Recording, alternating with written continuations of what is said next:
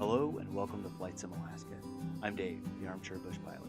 For today's virtual flight scene tour of Alaska, we are in Dillingham, which is in Alaska's southwest region, just along Bristol Bay. In fact, we're in Nushagak Bay is sort of the area over here, and we're going to go ahead and take this Aviat Husky out, and we're going to head towards Wood-Tikchik State Park, the U.S.'s largest state park. And we're going to use this Aviat Husky, and I will complain about it and gush about it all at the same time. It's Asobo's new offering. I'm in love with it, and I hate it at the same time. We'll probably also complain a little bit about the textures as we go. There's been some changes and things. So anyways, let's go ahead and get in this aircraft and get it started. All right, so here we are inside the Husky, cold and dark. I like this airplane in the sim because it flies really cool. It feels kind of like a real airplane in some ways. I mean, obviously you don't get the feedback that you would in a real airplane, but in terms of coordinated turns and stuff, I think this is a leaps and bounds above other airplanes that we've had so far. So let's go ahead and get it started. Let's turn the battery on here, and then make sure RPMs and mixture is all the way in. And let's see, just a couple of lights. And let's barometer, because this thing definitely is going to start you off wrong. And I just hit B.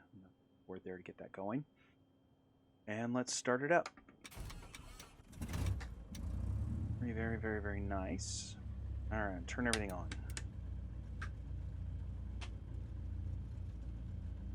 Cool.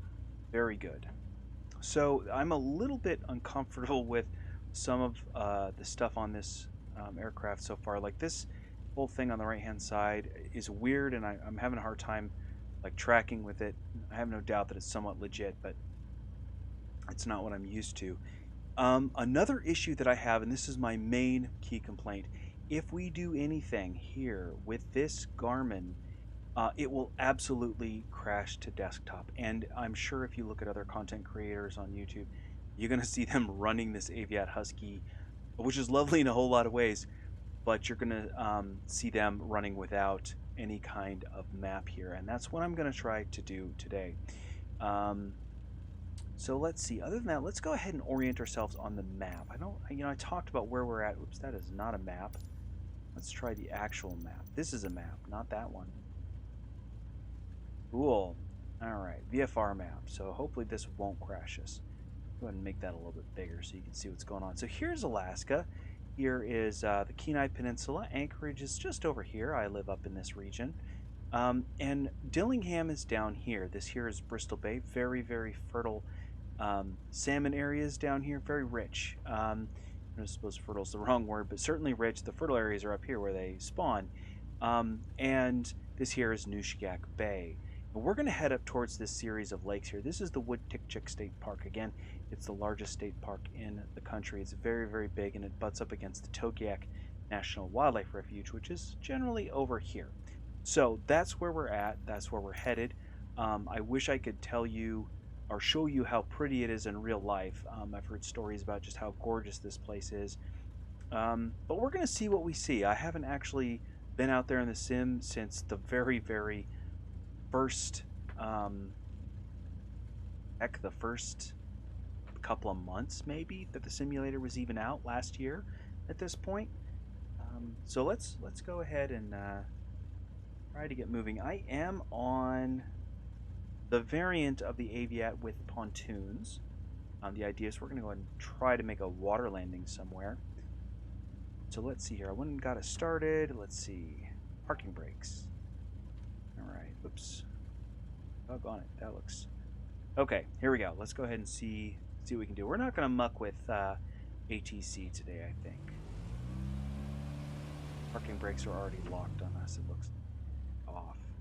Try again. There we go.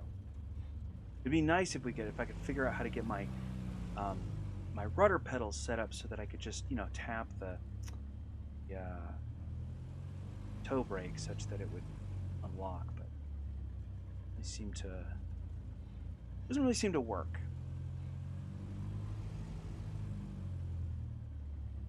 I actually sort of thought I'd selected live weather. I'm not 100% sure this is live weather for Dillingham right now. Certainly live time. Um, but let's go right.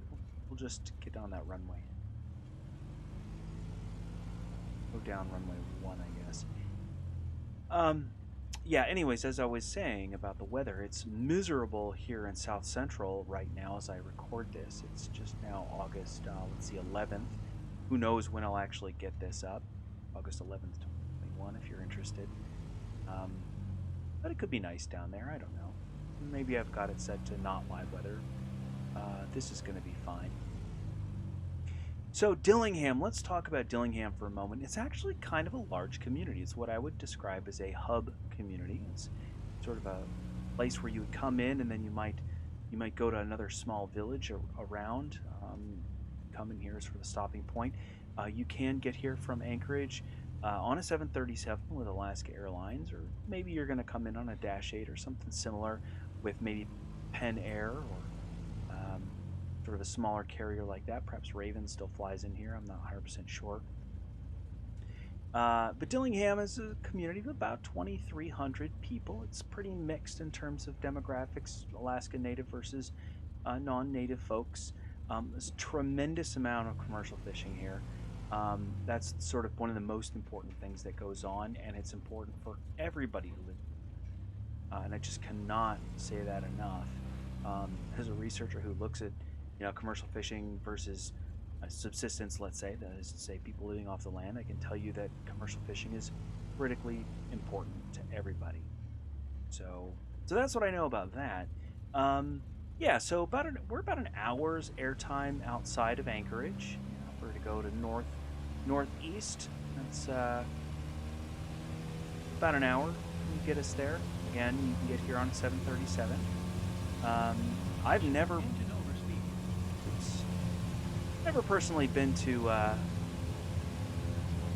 Dillingham, but I do know people who've lived here and work here, and I interact with people routinely at work who are stationed out here.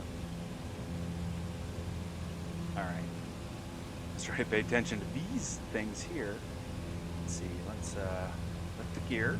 So now we're an amphibious on this particular airplane, so you got to remember to bring those gears up. I'm going to try to do this visually. So what I want to do is head towards the Wood River, and we're going to follow the Wood River up towards Dillingham, which is a small village, a small central Yupik village that is road connected to Dillingham, and then that's going to bring us towards Wood-Tikchik State Park. Pardon me while I try to figure out how to fly this thing. Again, I will say that this is feels realistic, even though I'm not a pilot in real life. The closest I've ever come to flying an airplane is when a friend let me goof around with the controls of his Piper. Oh my goodness, I can never remember what the heck it is. Oh, Piper tail dragger. Oh man, totally escaped me. This is what happens when you try to record in one sitting and don't write everything down. All right, let's have a look here. We are heading towards, I wanted to say that was the Wood River, but I'm not convinced now. Let's maybe look at the map and verify where we're even at, shall we? Okay, yeah, this is kind of where we want to be. The Wood River that's what this is. I don't know what the heck is going on here. We're going to follow that up. We're going to head towards Dillingham. And then make a water landing somewhere in Wood-Tikchik.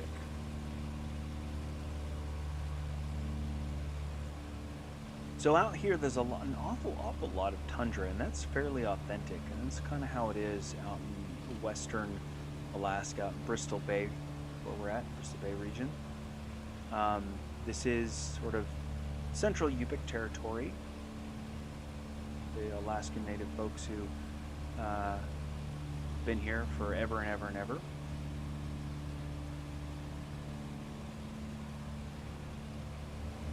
So here I am struggling with this airplane. As you can see me sort of dipping and swerving all around here as we head up the river. And I'm like 95.5% sure this is the Wood River, but there's something goofy about how it's rendered in the sim, but I'm not buying it. I'm actually going to look at my thing here. By thing, I mean my gazetteer. And here, we should be headed right towards Dillingham at this point. Be right off our nose. You're going to follow this river right out there. See, we're barely above 1,000 feet at this point.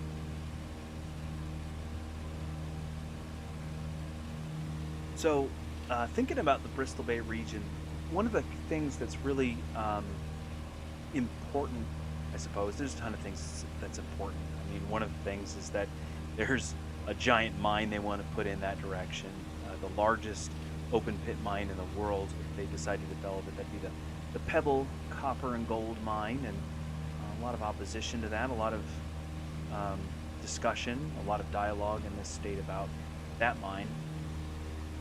But more than that, what's really, really critical about this whole region is the richness of the salmon. And as I sit here today, in August 2021, I can tell you that as we look at fisheries across the state, the Bristol Bay fishery, at least as of right now, remains the strongest, the most vibrant that we still have. And that may be like kind of overstating things a little bit, but we watched the chum salmon fishery on both the Yukon and the Kuskokwim this year just not materialize. And this is after years of Chinook salmon not coming back. And you know, that's not just a disaster, it's a tragedy. I think that's what we have to call it. And yet we look in Bristol Bay, and the sockeye salmon and the Chinook salmon they were strong this year, and that's just really great. There's enough fish in this region. They were able to send fish north to those communities to try to help. You know, the commercial processors in the area really did the needful and supplied fish, and the state helped pay for a DC-6, believe it or not, to move those fish north towards the Yukon River to try to help those folks make it through the winter. That's how important salmon is. And Bristol Bay region, that salmon is just so darn critical. And what's more interesting to me is that here we have this mine they want to put in and threaten the one shining, gleaming sort of example of a strong fishery. It's sort of hard for me to swallow that. You know, I sort of look at it sort of pragmatically and think like, well, you know, if there's a lot of gold in the ground, you know, eventually you're not going to be able to resist pulling it out. But at the same time, the salmon fisheries here are just so darn important to the whole state that I really have a hard time stomaching the notion that we're going to potentially put that in jeopardy. Anywho, I will complain about that in a future video. So, salmon aside, I think we should be heading more or less towards Dillingham at this point. I think that's over here. This is sort of lake, make sure I get this right. I'm going to double check the name here. Okay, Lake Dillingham. Probably could have guessed that. But this lake system kind of zigzags through here. And so what I kind of want to do is cut through this mountain, this set of mountains here, and then land over here somewhere. So Dillingham would be here. So thinking about Dillingham as a community, it's predominantly Alaska Native, which is to say Central Yupik. There's about 220 people here. They're salmon people, moose people. There are caribou that run through here. This would be the Mulchatna caribou are run through here. This year, Mulchatna caribou are in a bit of trouble, so they haven't opened hunting this year for folks, which is crummy. Actually, it's kind of a disaster. Hopefully the moose are going to make a difference. People will be able to get enough moose to make it up. I understand they had a pretty good salmon year, so let's hope that folks were, you know, prodigious when they got their salmon in. And Dillingham, I don't know if I already said this, so I'm going to say it again. Dillingham is road connected to Dillingham. And Dillingham is road connected to Dillingham. But Dillingham is not road connected to anything else, so you got to fly there or take a boat. And the interesting thing about taking a boat or a barge to a place like Dillingham is that you have to go all the way down the Alaska Peninsula. Actually, like as we fly, let's do that. Let's look at that map and I'll kind of show what that looks like. So here we are, Dillingham right here. I want to kind of fly over, I don't know, this lake is Lake Nurka, actually. This whole lake is Lake Nurka, but I'm going to go up here. I think that's Lake Beverly. I want to land up here. Anywho, that's not the point. Point being, let's not crash into this. And I'm going to talk about that here in a second, too. Let's look at Dillingham and put it in context. There's no roads. You know, Anchorage is up here, and if you wanted to take a barge or a boat, you would have to come out of, let's say, Anchorage. Hypothetically, you wouldn't, but let's say hypothetically you did. And you would have to come all the way around the Alaska Peninsula, all the way down here probably to get there, or maybe even over here. I might be able to sneak through there. Point is that is a long darn way, and I can't zoom out any further on this, otherwise I would sort of point it out. So you're kind of stuck with flying. Okay, so that's that. I'm trying to close this. There we go. So as I was just trying to say about crashing potentially, one notable fact about the region to talk about is famous Alaska Senator Ted Stevens, shortly after being unseated, gosh, I don't know, 10 years ago at this point, by Mark Begich. Ted Stevens, well-known, well-loved senator from the state of Alaska for a long time, did a lot of things for the state. Somebody once told me, Ted Stevens would never remember your name. Don't expect it. However, if you needed help, it didn't matter who you were. If you're from Alaska, he was going to figure you out. And plenty of anecdotes about that. But what I wanted to say about that is in this region, you can see all these low hills through this whole region. And imagine if this gets socked in with weather or fog, let's say, that this would be a really dangerous place to be. You can kind of see that. Ted Stevens did die in a plane crash flying out of Dillingham out towards, I'm not 100% sure it was Dillingham, it was this region out towards Anchorage. And so I guess that's another highlight to aviation is very, very dangerous in Alaska. And I could say a whole lot about that this year in particular. If you do Aviation Alaska Google search right now, like 5 minutes after I posted this, you're going to find quite a few accidents this year, and maybe when I do other places I might talk about some of those incidents. But for right now we're in Bristol Bay, and we're not talking about crashing, we're talking about tourism. We're talking about taking a tour, I suppose, of Bristol Bay region. Again, here we are looking at Lake Nurka, and we're going to keep going up towards Beverly Lake, or Lake Beverly. I'm not sure which way it goes around. Let's double check. Yeah, Lake Beverly. That's this direction. Okay, so thinking about gushing about this particular airplane, I will say one of the things that you do have to do is it does seem to require coordinated turns, which is not the same as the bulk of aircraft in the flight simulator, even some of the really nice add-ons. Of course, if you're dealing with, I don't know, the CRJ 700 or something like this, it doesn't matter. You turn on the autopilot almost immediately after getting off the ground, so it's not even notable. But, you know, thinking about the Coronado P-28, which I haven't even been able to get to start in the last two updates, you know, this one definitely has flight model characteristics that seem like they're a lot more realistic. And granted, I've got one data point of, you know, flying in a friend's airplane to measure it off of, being not a pilot, but this is a lot better. Not to mention, it's got skis and floats. I was kind of hoping to do a ski flight for this particular flight. I'd actually recorded it, I talked about it, and then I realized the recording was poor and the talking was even worse. And I thought, I'll just re-record it and we'll do a glacier landing. I was going to do Knik Glacier, and the sim updates, the most recent ones, they're pretty terrible in terms of the textures and stuff. Like, they sort of rolled back a lot of the good stuff for glaciers and things to the point where it's just like, what is going on? This is ugly as heck. I mean, I will say that looking through Bristol Bay here, or the Wood-Tikchik State Park, it's pretty. This actually looks pretty.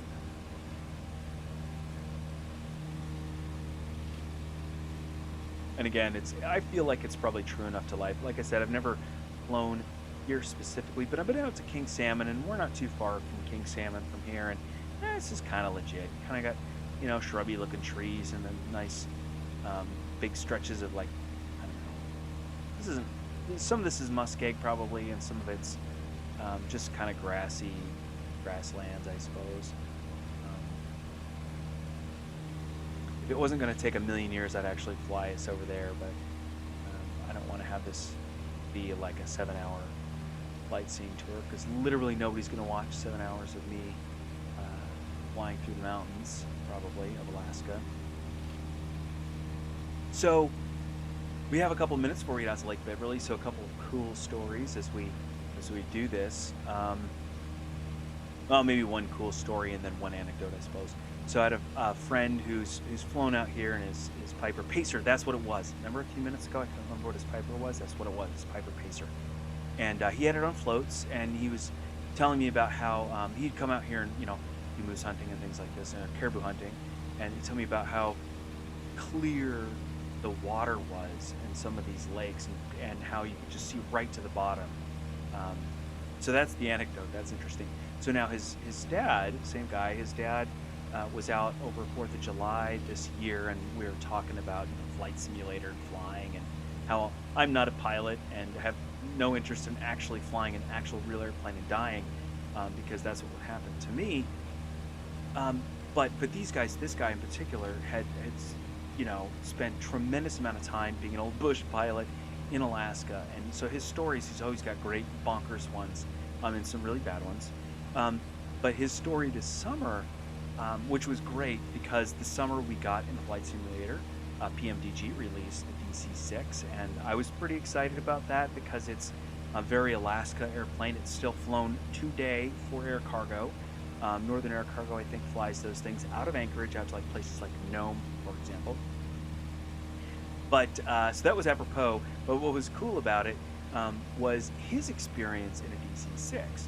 His he's sitting there in Dillingham, which we just left out of, and this is why the story is relevant, and was just hanging out doing his thing, and he was approached and asked if he had the appropriate certifications to fly that kind of airplane, and said, yeah, I could probably do that, I suppose. And he said, great, you're checked out. Can you come and be a co-pilot for this DC-6? And this is decades ago. And so they were hauling fish from Dillingham out to Anchorage, and he got in this airplane, and the pilot and the flight engineer basically told him his job was to sit there and wake up the pilot once they got close to Anchorage. And man, I wish I could just sort of like relay his actual story, because it's way better than I'm telling it right now, I can tell you this. So he was... they got up there, they were flying VFR, even though it was probably IFR conditions, and kept it under 10,000 feet so they didn't have to go there. And the pilot just knocked off, sort of like after they got off the ground, and they barely made it off ground. They were very, very overweight.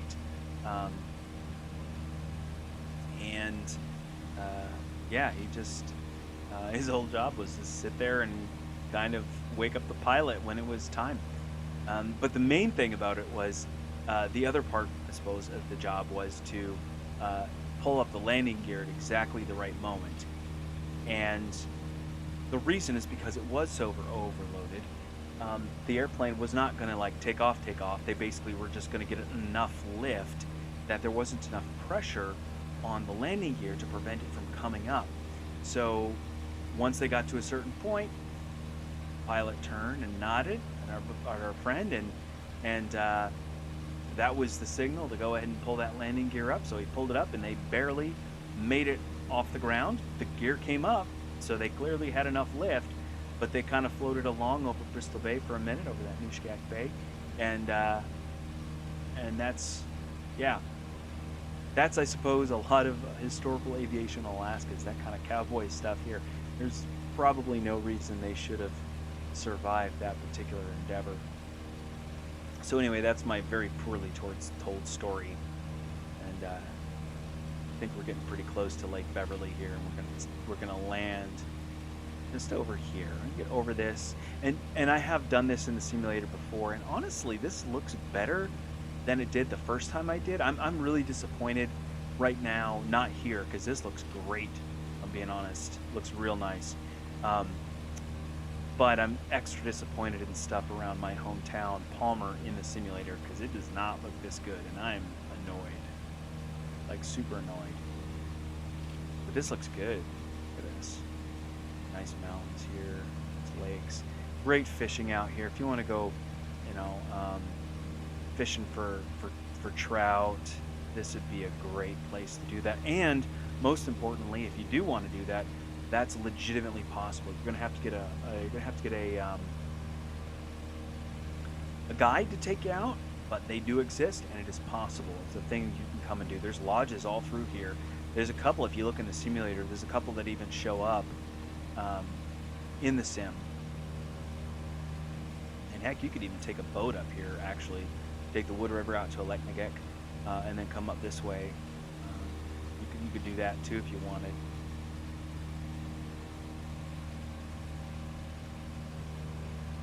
Looking pretty good. So in case you can't tell, we are headed north. Maybe I should have said that originally. If you were to keep going this direction, we'd eventually hit Bethel, Alaska, up in the Kuskokwim River area. It would take quite a bit of time, only a couple of hours in this particular airplane. And I do like this airplane. I complain about it because you can't do anything with this. If you turn on the map, it's going to crash, which is a huge drag. I'm hopeful that, you know, at some point we'll not have to worry about that too much. But I suppose it's flyable, and it's, I don't know, probably one of the better GA aircraft that they've given us, and a ton of liveries too. I think we're kind of getting close to thinking about putting down here. Oh, and tons of people have cabins and stuff out here too. I think that's another important thing to point out. Anybody from the region's been out here. I kind of wish I had at this point. I need to make that a priority in life. Alright, so I suppose now is the point where we stop talking tourism, being a tour guide, and we start thinking about maybe getting this onto the water without dying. I do struggle with this airplane getting it down, and it's because I think I suspect it's more realistic than the crap that Asobo has given us out of the box, and even a lot of the like Coronado stuff. If you get below a certain speed, you will fall out of the sky like a rock. Is not pretty seen, and that feels legit to me. I don't know. Again, not a pilot. I have no idea. There we go.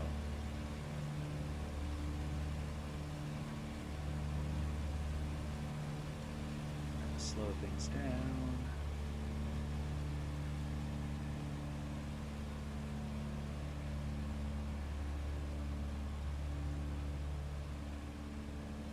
Very nice.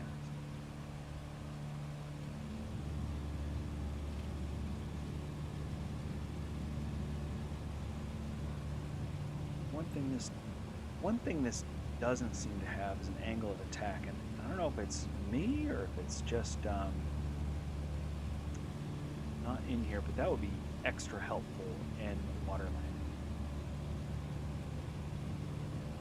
Alright, let's lose an actual velocity or altitude here.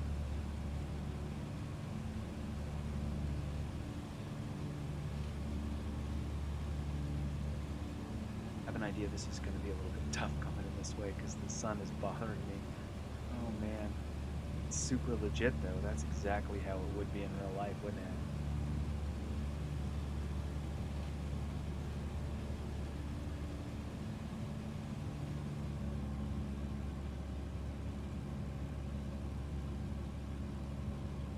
Really important to know altitude of these lakes, and I didn't even bother to look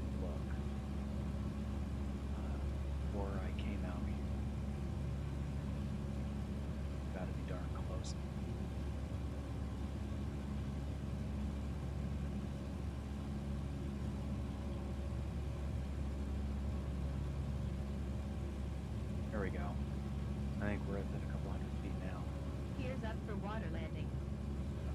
go. Gears up for water landing. Gears up for water landing. Gears up for water landing. All right. Gears up for water landing. That was not awful. Gears up for water landing. Gears maybe up it for was. water landing. All right. Let's see. Gears up for The other water complaint I landing. have is you can't seem to get rid of the stick. So Gears up for water landing. ticking that button is annoying. Cool. So here we are in Lake Beverly in Wood-Tikchik State Park, middle of summer, and frame rate is awful, but that's what we've got. So that's what I've got to say. Hopefully you enjoyed this flight and hearing me talk for a solid 40 minutes or whatever it was. I appreciate you hanging out with me. I do enjoy doing this. I hope you enjoyed it too. If you enjoyed it, hit that like button. Otherwise, I'll see you in the next video. Thanks.